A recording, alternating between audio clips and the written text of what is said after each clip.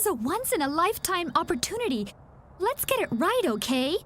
3, 2, 1. Welcome to MojoPlays, and today we're feeling everything except fear for these bad, terrible, and outright abysmal PS2 horror games that failed to elicit a single scare even on their best day.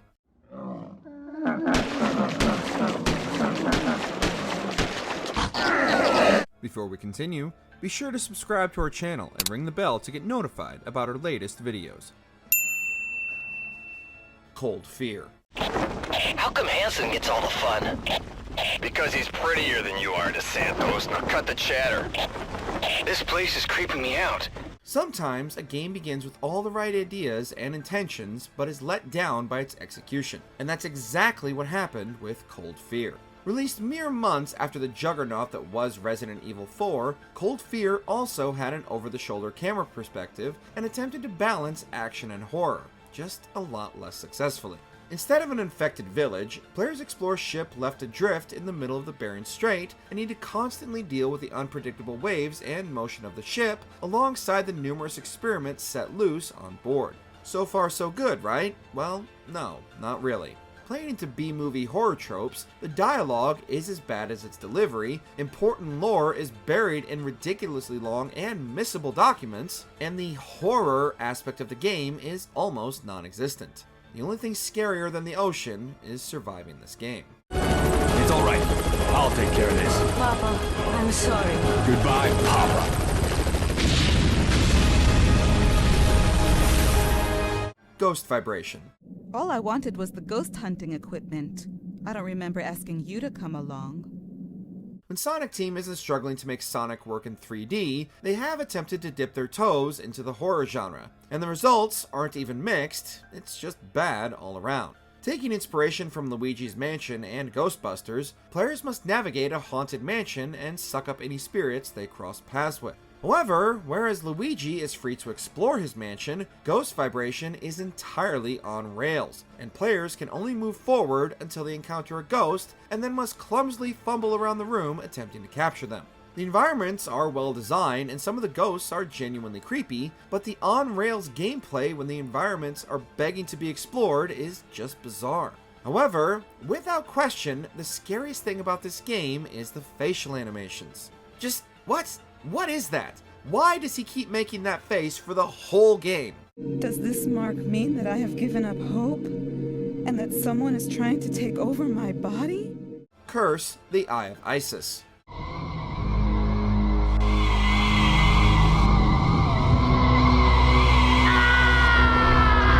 Despite Resident Evil and even Silent Hill laying the groundwork for survival horror for years by the time Curse the Eye of Isis released, many still struggled with the concept. With an interesting premise of exploring an increasingly haunted museum in Victorian London, players will spend more time fighting the game's camera and controls than the haunted attractions themselves. The Eye of Isis utilizes the standard fixed camera, but makes it dynamic by moving through the environment. However, the controls didn't get the message, and you'll often find yourself walking into walls or other obstacles while you try to keep up with the changing perspective.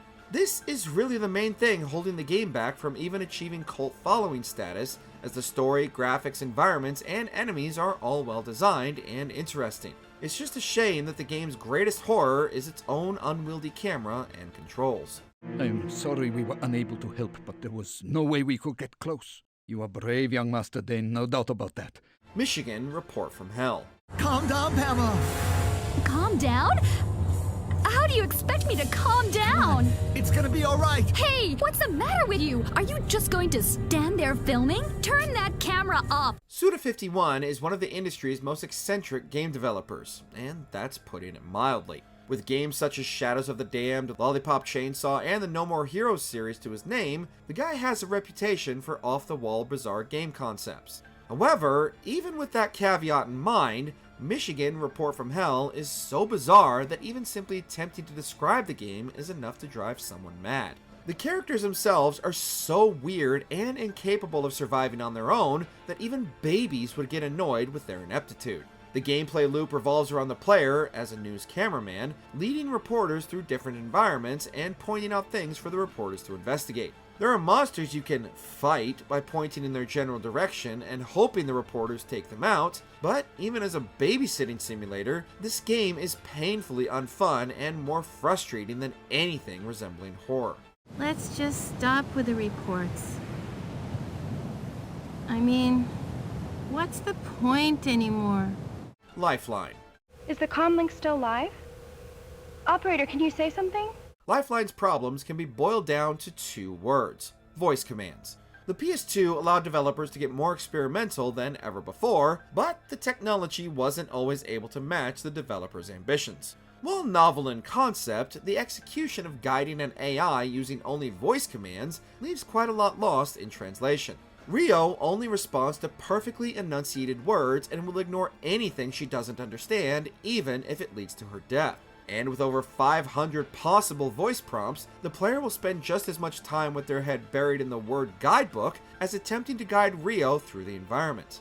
The idea definitely had potential, but at the same time, Lifeline also managed to inadvertently prove all horror movie tropes true by making the protagonist ignore the only rational person attempting to keep them alive. But what about you? Are you really alive? Clock Tower 3. Clock Tower 3 is a strange case in which every single aspect of the game comes together perfectly. The story, the characters, and setting, and even the game's presentation were all top-notch, but the mechanics sour the entire experience. The stealth game mechanics the series was known for were as bare bones and repetitive as you could possibly imagine, removing any possibility of tension or horror almost by force from boredom. The addition of the panic meter, in which main character Alyssa begins to panic while being pursued, wrestles the controls away from the player, making her more difficult to control until she calms down. Even the boss fights are infuriating, as the player must charge up their shots and is unable to move or adjust their aim while charging, leaving them vulnerable amid missed shots. Clock Tower 3 will raise your blood pressure for all the wrong reasons. Galarians Ash. It's a pity, Rion. If only you hadn't become aware of the outside world. If only you didn't know about it. Galarians on the PS1 was a decent Resident Evil-style survival horror title that had some interesting ideas, but its follow-up needed a lot more time in the lab. The secret lab setting might sound cool on the surface, but it leads to a lot of samey-looking hallways and an unhealthy amount of backtracking.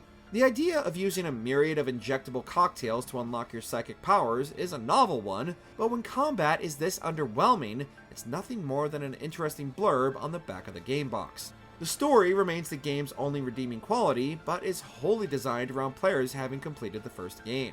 Fans of the first game, and especially Akira, will be able to overlook a lot of the game's shortcomings, but for anyone looking for a true survival horror option besides Resident Evil, they'd be better off looking elsewhere. What's this? How dare you defy me? But it isn't defiance. It's just the truth. Alone in the Dark. The guy's completely out of it. He doesn't even recognize me. He probably doesn't even know what the hell he's doing here. The rebooted Alone in the Dark on the Xbox 360 and PS3 was already a broken disaster, so you can only imagine how much worse the last-gen version ended up being. Due to the limitations of the hardware, the PS2 version of the game was substantially different from its next-gen counterparts. The open world was stripped away, and the devs struggled to scale down the title to a manageable port, meaning the title struggled to even function properly half the time. Not to mention, for a series that is more or less the grandfather of survival horror, there isn't even a single thing within the game that could be considered scary by any stretch of the imagination. The fact the game even gives you the option to skip certain sections is indicative of its design that the game itself doesn't even want you to play it. Do you understand me, Edward? We must bring this to an end, and we must do so now. Demon Summoner. I hunt them now, because they took everything from me. They destroyed my entire life. Oftentimes, a game starts off with good intentions, and then from either publisher interference or poor mismanagement, things can go off the rails very quickly. Unfortunately, both were true with Demon Summoner, and the title's only legacy is just how downright awful it is. The story of a vampire hunter in Victorian London tracking down his vampiric wife to release her from the vampire's curse is an intriguing one, but the game fumbles absolutely every other aspect of the experience. Abysmal enemy AI, poor collision detection, laughably awful voice acting and scripting, poorly designed and broken stealth sections, and just a myriad of bugs, glitches, and other game mechanics that made even playing the game feel like you're punishing yourself. Couple this with unskippable cutscenes that often glitch and have no dialogue, making the story completely nonsensical, and Demon Summoner is more likely to summon your rage than anything else. It seemed that in my quest for revenge, I had unearthed an even greater threat to this world. I had to stop them. Run like hell. Sam. I know how you feel about video games, but you did promise him you'd try it out. Studio interference strikes again. Long before Dead Space, Run Like Hell was aiming to be Resident Evil in space, but corporate mandates significantly changed the game's direction over the course of its development. An overabundance of enemies completely overshadows any attempts at scares the original game was intending, and the simplest mechanics are broken or half-baked, with even the all-important hit detection when shooting enemies being literally hit or miss. Sadly, even a surprisingly stacked cast with the likes of Lance Hendrickson wasn't enough to save this game from mediocrity, and the shift from survival horror to almost straight-up action was the worst decision that could have been made, and crippled a game already stuck in development hell from reaching its full potential. Run like hell away from this one, and don't waste your time. You're right. My father would be so ashamed of me. What PS2 game failed to scare you no matter how hard it tried? Share your most unfrightening adventures in the comments. Did you enjoy this video? Check out these other clips from MojoPlays, and be sure to subscribe and ring the bell to be notified about our latest videos.